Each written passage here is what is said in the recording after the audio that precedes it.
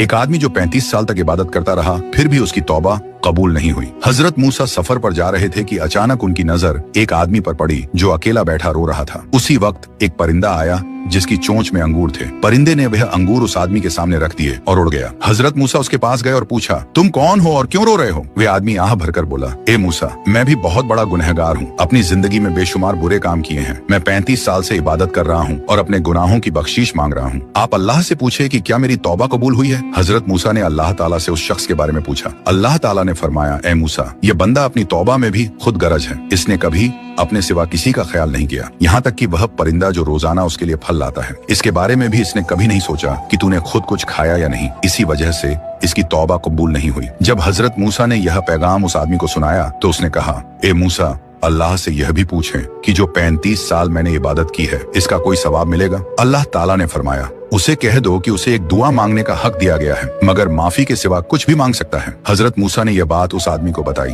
वह कुछ देर सोच में रहा, फिर बोला, ए मूसा, अपने रब से कहो कि मुझे इतना बड़ा कर दे कि जब मैं जहन्नुम में जाऊं तो इतनी जगह घेर लूं कि किसी और के लिए वहां जगह न बचे। ये सुनकर हजरत मूसा मुस्कुराए और पूछा, ए अल्लाह, मैं उसे क्या जवाब दूं? अल्लाह ताला ने फरमाया, ए मूसा, अब तक उसे मेरे एक परिंदे की भी परवाह नहीं थी, मगर आज उसने पहली बार अपने सिवा दूसरों के लिए सोचा है। जाकर उसे कह दो कि मैंने उसके तमाम गुनाह बख्श दिए हैं। अगर ये दास्तान दिल तक उतरी हो तो बस एक लाइक कर दो, अपनी राय कमेंट कर दो और सच जानने के सफर में साथ रहने के लिए फॉलो लाजमी।